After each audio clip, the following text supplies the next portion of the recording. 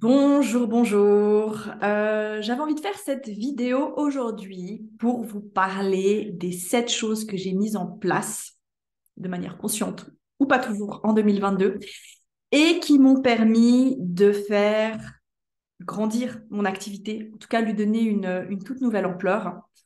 Parce que ça a été une grande année, une très très grande année pour moi et d'autant plus après ces années 2020-2021 qui ont été particulièrement difficile et éprouvante. Je dois dire que je suis très reconnaissante aujourd'hui de pouvoir dire que 2022 a été ma plus grande année. Et j'ai envie de partager avec vous ce qui a fait que les choses ont pu se développer de cette manière. Parce que je suis certaine que ce sont aussi des choses que moi, j'aurais voulu entendre ou découvrir auparavant. Alors, j'ai sûrement déjà entendu ou capté certaines choses, mais peut-être pas de cette manière-là. Donc, j'avais envie aussi de vous retranscrire ça avec mes mots. Surtout que finalement, il y a ce qu'on fait et puis aussi ce qu'on est.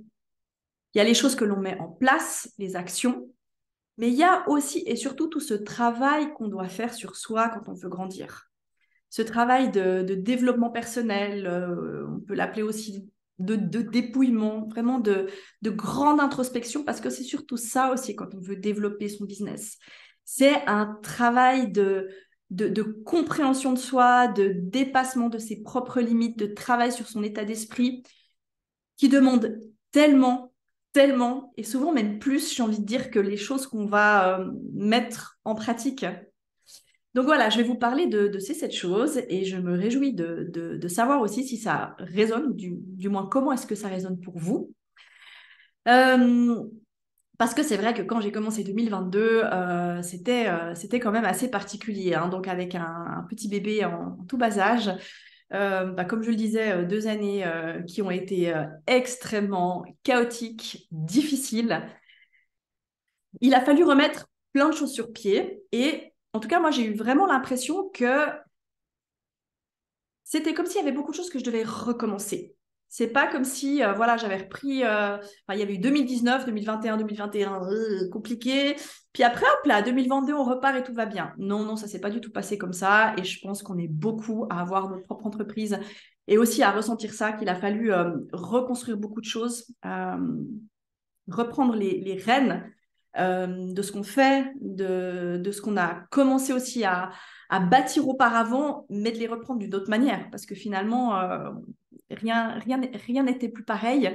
Et surtout, il y a tellement de choses qui ont changé autour de nous, rien que dans l'énergie, la manière aussi de voir des gens. Donc, il a vraiment fallu faire un gros, gros, gros travail j'ai envie de dire, de recalibrage et de réadaptation.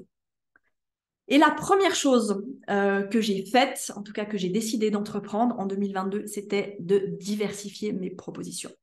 Alors j'avais déjà commencé à le faire en 2020, mais je me suis dit, 2022, je ne peux plus me permettre euh, finalement de tout placer sur, on va dire, une activité, sur une chose en particulier.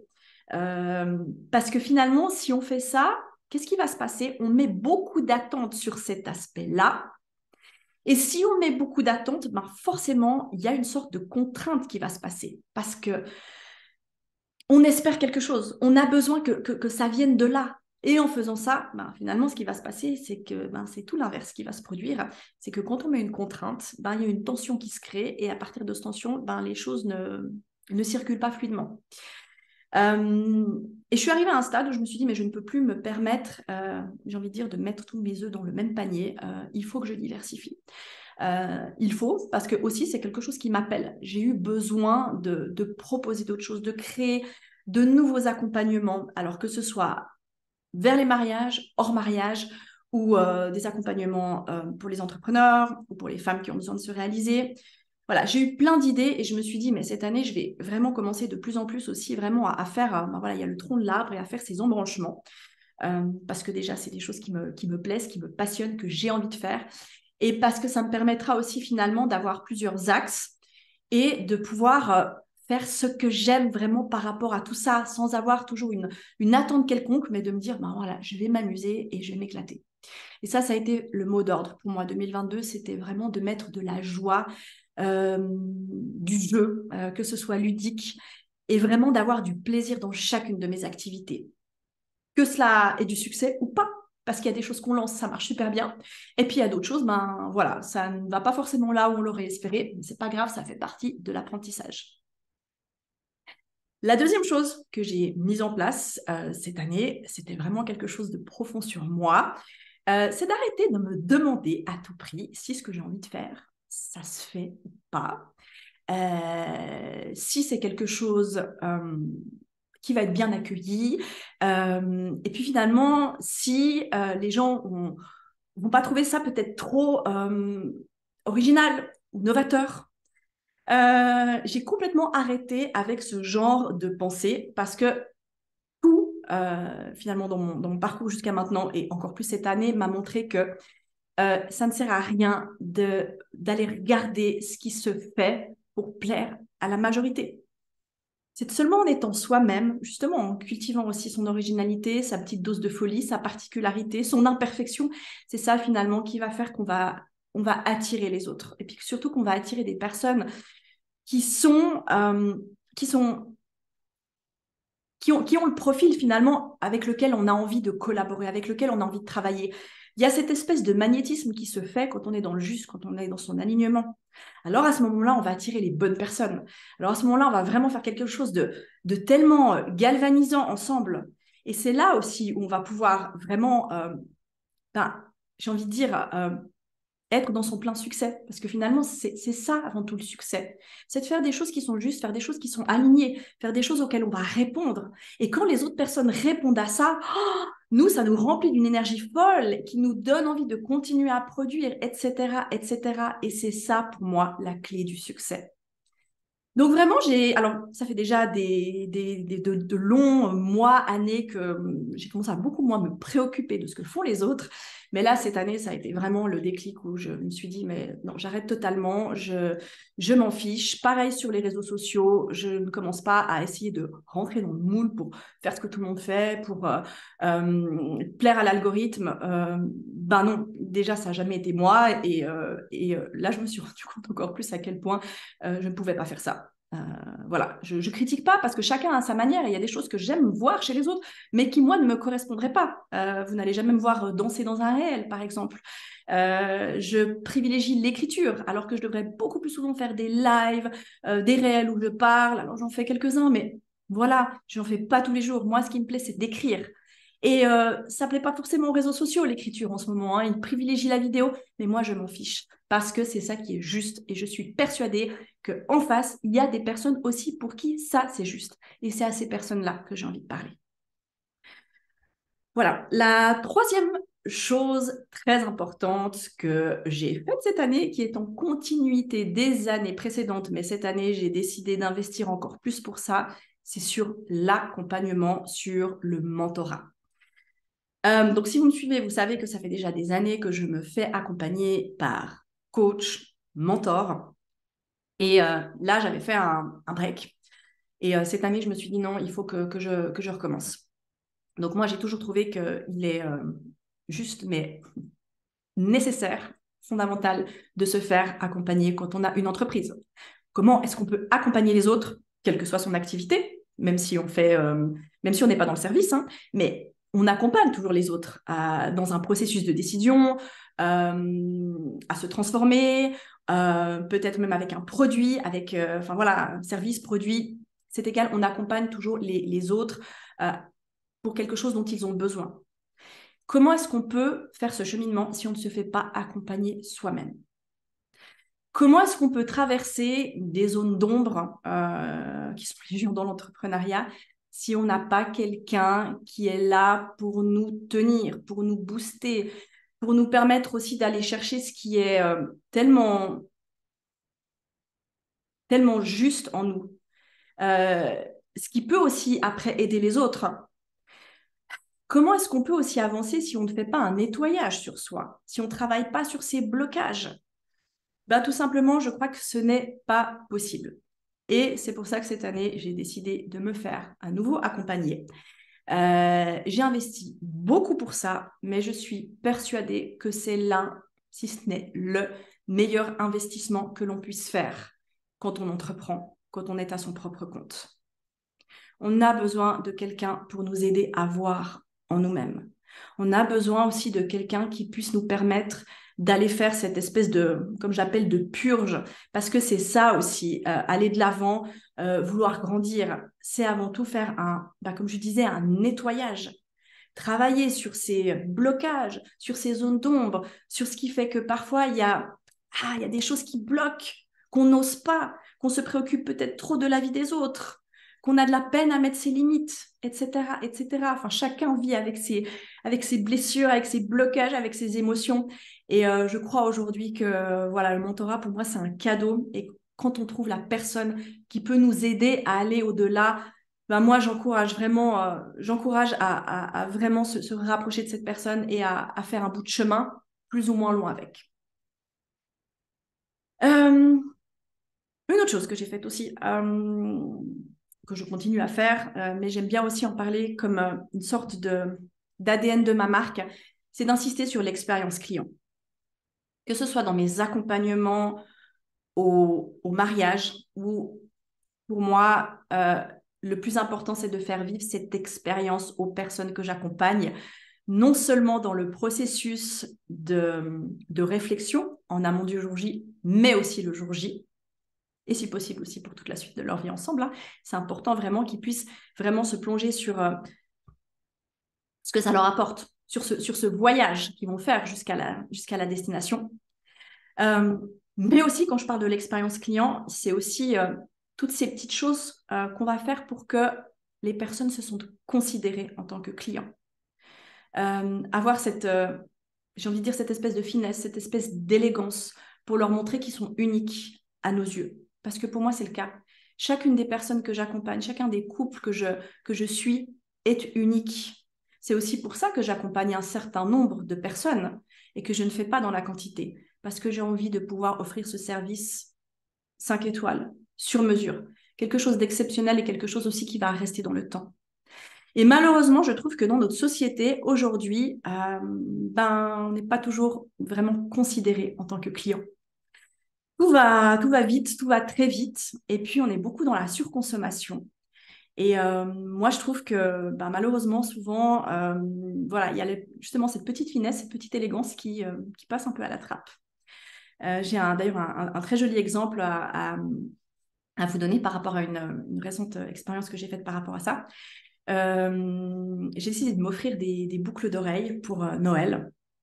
C'est pas celle que je porte là, hein, je suis encore en train de les attendre. Et j'ai trouvé ça extrêmement élégant de la part de la marque. Parce que peu de temps après les avoir commandées, j'ai reçu un email déjà me demandant s'il s'agissait d'un cadeau et ce que je souhaitais noter sur le certificat du bijou. Alors en premier lieu, je me suis dit, mais bon, c'est un cadeau que je me fais pour moi-même, donc en l'occurrence, non, rien du tout. Et puis après, j'ai réfléchi, je me suis dit, mais après tout, non. Pourquoi est-ce que je m'offre ce cadeau? C'est un cadeau de Noël c'est une reconnaissance, c'est une gratitude par rapport justement à mon année qui a été florissante. Alors oui, j'ai envie de marquer quelque chose sur ce certificat et j'ai envie de l'exprimer comme tel parce que c'est aussi important d'une certaine manière de le graver dans le marbre. Et voilà, c'est toujours cette histoire de gratitude dont je parle. Si on ne manifeste pas sa reconnaissance, si on ne manifeste pas en quelque sorte sa joie par rapport à ces belles choses qu'on vit, finalement, quel est le message qu'on envoie? Et puis ce que j'ai aussi trouvé très élégant de la part de cette marque, c'est ils ont choisi aussi de m'informer du processus de la fabrication du bijou. Donc ils ont dit, voilà, vous devez être certainement très impatient de recevoir votre bijou. Donc on vous informe que voilà, on en est là.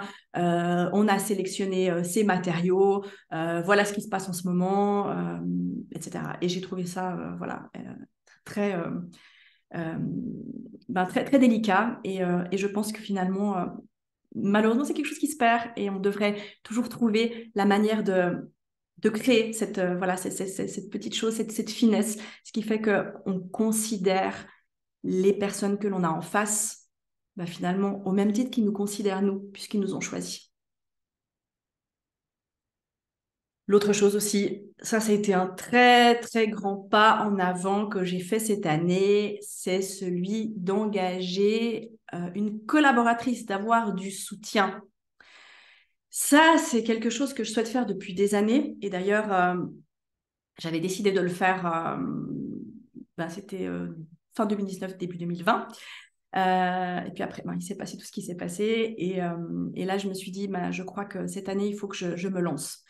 C'est une grosse décision d'engager quelqu'un parce que l'idée pour moi, c'était pas de prendre quelqu'un comme ça, on va dire au compte-gouttes et puis de lui donner quelques tâches comme ça quand j'ai besoin et sur mandat et ça s'arrête là. J'avais vraiment besoin d'avoir quelqu'un de manière fixe. On n'est pas obligé, bien évidemment, d'engager quelqu'un à 100%. On fait en fonction de ses besoins et de ses capacités. Donc, nous, on a commencé avec un 10%. Maintenant, elle travaille à 20% pour moi parce que je me suis rendu compte à quel point voilà, c'est quelque chose d'indispensable. Mais bien sûr, on peut commencer, voilà, on fait comme on peut. En l'occurrence, pour moi, ça a été, je crois, une de mes meilleures décisions, peut-être une des meilleures décisions que j'ai prises depuis que je me suis lancée. Parce que cette personne, au-delà finalement de me soutenir, elle a pris vraiment sa place dans l'entreprise. Elle comprend ce que je fais, elle suit, elle arrive à répondre à tout ça. Elle fait partie aussi de mes réflexions stratégiques. C'est pas quelqu'un juste à qui je donne le boulot que j'ai pas envie de faire. J'ai envie de l'impliquer et ça me permet aussi finalement de voir grandir l'entreprise par rapport aussi à ce qu'on y met ensemble. Elle m'a énormément soulagée, elle m'apporte aussi un nouveau point de vue, beaucoup de fraîcheur. Moi, ça fait tellement d'années, j'ai un peu la tête dans le guidon, donc je suis aussi très contente d'avoir quelqu'un qui peut m'apporter un nouveau souffle et qui finalement qui a d'autres compétences aussi que moi, je n'ai pas. Donc ça a été vraiment une sorte de, j'ai envie de dire, de résurrection aussi pour moi cette année, d'avoir cette personne qui peut me seconder et qui me permet aussi, moi, d'être plus, on va dire, dans ma créativité, parce qu'il y a des choses que je ne fais plus. Et ça libère de l'espace pour faire les choses que je dois faire. Et aussi pour être plus dans cette partie artistique, dans cette partie créative que parfois, malheureusement, je boude parce qu'il y a l'admin, parce qu'il y a la compta, parce qu'il faut répondre aux emails. Donc là, aujourd'hui, je dois avouer que j'ai trouvé un rythme de croisière qui est beaucoup plus satisfaisant grâce à cette décision. Et ensuite, le dernier point, peut-être le plus important, c'est celui de tenir bon coûte que coûte. Parce que même si ça a été une année extraordinaire, oulala, il y a eu des moments, je peux vous dire, je pense que je suis passée par des états d'âme qui ont peut-être été les pires de tout mon chemin entrepreneurial cette année. Ça a été vraiment autant des très hauts que des très bas. Heureusement, il y a eu des périodes un peu plus stables. Mais quand il y a eu des bas, waouh, c'est presque, j'ai envie de dire, venu me toucher au niveau physique. Il y a eu presque une sorte de souffrance que j'ai pu ressentir dans mon corps parce que des frustrations énormes, des moments de doute tellement, tellement profonds, des moments de solitude extrême. Parfois où je me sentais mais tellement, tellement, oui, tellement seule, tellement incomprise. Et des moments aussi qui m'ont demandé de prendre des décisions parfois complexes, ardues. Et puis j'ai vécu aussi des moments d'échec, des moments où les choses ne se passaient pas comme je le souhaitais, ou des moments où j'ai eu peur, ou des moments j'ai envie de dire même de terreur, surtout par rapport à toutes les responsabilités que j'ai eues cette année, ne serait-ce pas qu'au niveau professionnel, mais tout ce qui est à côté aussi, sur ce que ça implique au niveau familial. Et dans ces moments-là, la chose que j'ai pu faire, c'était de tenir bon, mais vraiment tenir bon coûte que coûte, et ne surtout pas, j'ai envie de dire, retomber dans des travers dans lesquels on peut tomber parfois, c'est-à-dire se dire, mais je vais peut-être revenir à des choses que je faisais au début et qui marchaient bien. Non, on a évolué entre-temps, on ne peut pas penser comme ça. Ou alors, peut-être que je vais brader un peu mes services. Comme ça, peut-être que ça permettra voilà, de faire recirculer le flux plus facilement. Non. Ça m'a demandé beaucoup de courage de garder, on va dire, garder mon intégrité, de rester sur ces bases que j'ai construites, que j'ai eu tellement, j'ai mis tellement d'efforts à construire, qui m'ont demandé tellement d'implication durant toutes ces années. J'ai pas eu envie de détruire tout ça. Donc ça m'a demandé vraiment de tenir, vraiment rester très ferme sur mes principes, sur mes limites, sur les limites de mon entreprise. Et c'était d'autant plus difficile quand les choses ne se passaient pas comme je voulais. Mais pourtant, et c'est ce que je peux vous dire, c'est ça qui fait qu'après, ça marche encore plus. Parce que même si on est dans un vide, dans un creux, pour moi déjà, il n'y a pas de vide, hein, ça n'existe pas le vide. Hein. Il y a tellement de choses qui se passent derrière, en sous-marin. Il n'y a pas de vide. On croit, c'est ce qu'on croit voir. Mais il y a tellement de choses qui se construisent et qui se mettent en place. Simplement, ces choses-là, on ne les voit pas encore tout de suite. Elles arrivent par après. Et quand elles arrivent, waouh, ben ça se remplit d'un coup. Et c'est là aussi où on se rend compte qu'on a fait un saut gigantesque. Et que tout ce qu'on a mis en place avant, là où on a tenu, là où c'était difficile, là où on est parti, on est resté, parti et resté dans des zones d'ombre, bah, c'est ce qui fait aussi qu'après, on peut voir la lumière comme on ne l'a jamais vue. Donc ça, c'est aussi vraiment quelque chose que j'encourage toujours à faire dans ces moments de doute, dans ces moments où on a l'impression qu'on perd pied, que le sol même se dérobe sous nos pieds. Parce que moi, ça m'est arrivé à maintes reprises cette année. J'ai eu vraiment cette sensation que le sol s'ouvrait et que je tombais. Eh bien, on tient, même dans la descente. On tient, on tient, on tient. Et puis finalement, au bout d'un moment, qu'est-ce qui se passe? On va bien retomber sur le sol et on va rebondir. Et c'est exactement ce qui s'est passé. Et ça s'est toujours passé dans chaque moment plus difficile que j'ai pu vivre au cours de tout ce que j'ai entrepris. Et je le sais. Et chacun le sait. Sauf que quand on est dedans, souvent, on a l'esprit qui se brouille. On voit plus bien les choses, on les voit plus très claires. Et on a tendance finalement, justement, comme je disais, à retomber dans certains travers de peur, de se rabaisser, de revenir dans des comportements finalement qui ne sont pas sains. Pour ça aussi que moi, en tout cas, de me faire aider avec une mentor, ça m'a énormément permis aussi de passer sur ces étapes qui ont été très difficiles à vivre. Mais voilà, aujourd'hui, le résultat, il est là. C'est 7 conseils que je vous ai donnés. Réécoutez-les. Essayez de vous demander comment est-ce que vous pouvez appliquer ça à vous-même. Comment est-ce que vous pouvez aussi trouver, vous, vos clés pour aller de l'avant, pour tenir, parce que ça vaut la peine. Et même quand on vit ces traversées du désert et qu'on arrive après au prochain palier, on se dit, mais qu'est-ce que j'ai bien fait de tenir? Heureusement, heureusement, mais si j'avais tout lâché, à côté de quoi je serais passée? Voilà. Je vous remercie beaucoup pour votre écoute. J'espère que tout ça, ça vous aura inspiré. Je vous dis à très bientôt.